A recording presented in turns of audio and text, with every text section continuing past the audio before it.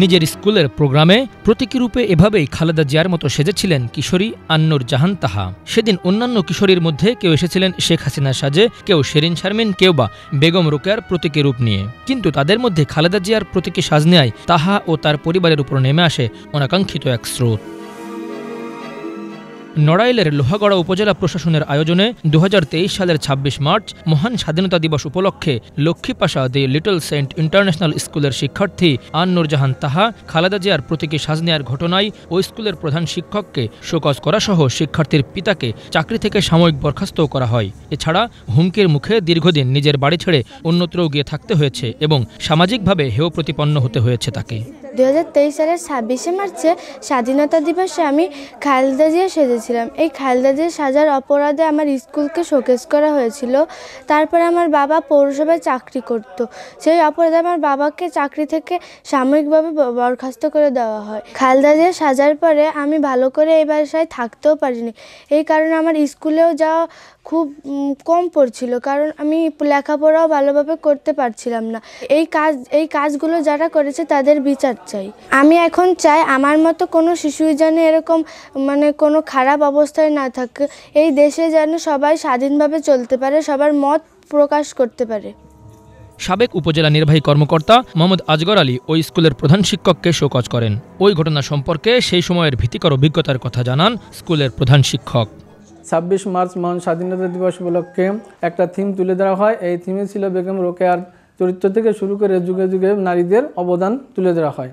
এর ভিতরে প্রধানমন্ত্রী বেগম খালেদা জিয়ার চরিত্র সাজার কারণে আমার স্কুলেরকে তৎকালীন ভাইস চেয়ারম্যান কামাল ভুঁইয়া আমার শিক্ষককে হুমকি দেয় এবং এরপরে প্রশাসনিক কায়দায় আমার স্কুলকে শোকেস করা হয়।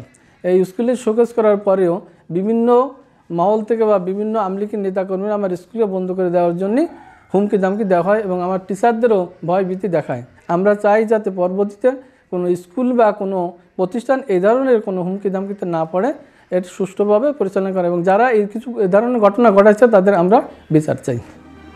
এদিকে নিজের মেয়ের প্রতীকী সাজের কারণে চাকরি হারানো, আওয়ামী লীগের নেতাকর্মীদের হুমকি ধামকি, সেই সময়ের ভয়াল স্মৃতিচারণ করেন বাবা।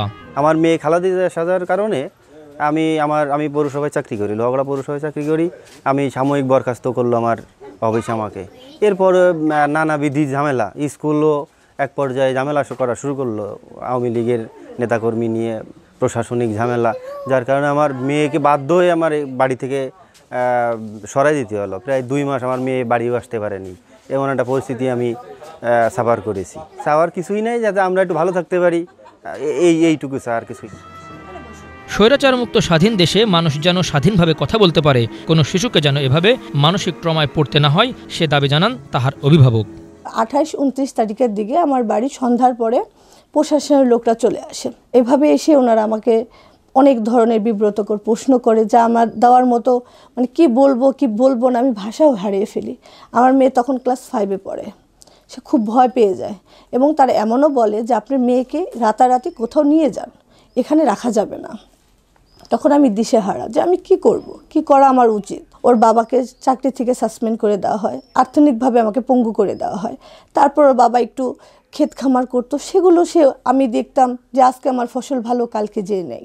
আমি আর্থিকভাবে এত ক্ষতিগ্রস্ত ছিলাম যে আমার আশেপাশে কারো কাছে বলার মতো জায়গা ছিল না। সব সময় নানাভাবে আমার ফোনগুলো তার ট্র্যাপ করে রাখছিল, নাম্বারগুলো। আমি স্বাধীনভাবে কারোর সাথে কথাও বলতে পারিনি। আমি চাইলেও আমার মেয়েকে কখনো একা ছাড়তে পারিনি। আমার মেয়ে একটা ট্রমায় চলে গিয়েছিল। স্বাধীনতা দিবসের অনুষ্ঠানে সাজগোজের কারণে শিশু শিক্ষার্থী ও তার পরিবারের সদস্যদের জীবন বিপন্ন হয়ে পড়ে। এ ধরনের ঘটনার তীব্র নিন্দা জ্ঞাপন স্থানীয়দের। আর কোনো মানুষ যেন ওই খালেদা জিয়া সেজে বা অন্য কেউ সেজে কোনো রকম বিব্রতকর পরিস্থিতি না পড়ে। মানুষ যেন স্বাধীনভাবে তাদের কথা বলতে পারে, মানুষ যদি স্বাধীনভাবে তাদের মত প্রকাশ করতে পারে, মানুষ যেন প্রত্যেকটা সমাজের মানুষ যেন সুন্দরভাবে স্বাভাবিকভাবে জীবনযাপন করতে পারে, এটাই আমাদের চাওয়া। বিএনপির ভারপ্রাপ্ত চেয়ারম্যান তারেক রহমানের নির্দেশে আন্নুর জাহান তাহার পরিবারের পাশে নড়াইল জেলা বিএনপির নেতাকর্মীরা ছিল এবং ভবিষ্যতেও থাকবে বলে জানিয়েছেন স্থানীয় বিএনপির নেতৃবৃন্দ। বেগম খালেদা জিয়া রূপে 26শে মার্চের কুচকাওয়াজে অংশ নিলে তৎকালীন ইউনো সেই স্কুলকে শোকজ করে এবং তাকেও শোকজ করার কারণে দেশনায়ক তারেক রহমান লন্ডন থেকে আমাদেরকে নির্দেশনা দেয় তোমরা খোঁজখবর নাও। আমরা তাদের বাড়ি খোঁজখবর নেই এবং আমরা তাদের পাশে দাঁড়ানোর চেষ্টা করি। জাতির সামনে যে বিবেকের চরিত্রে অভিনয় করে বাংলাদেশের মানুষকে আকৃষ্ট করেছিল, সেই কারণে আমরা নড়াইল জেলা বিএনপি তার পাশে ছিলাম।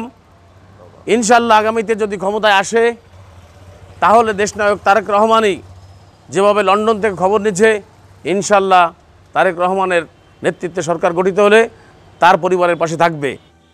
রাজনৈতিক প্রেক্ষাপট বিবেচনায় সেই সময় প্রতিষ্ঠানকে শোকজ করা হয়েছিল।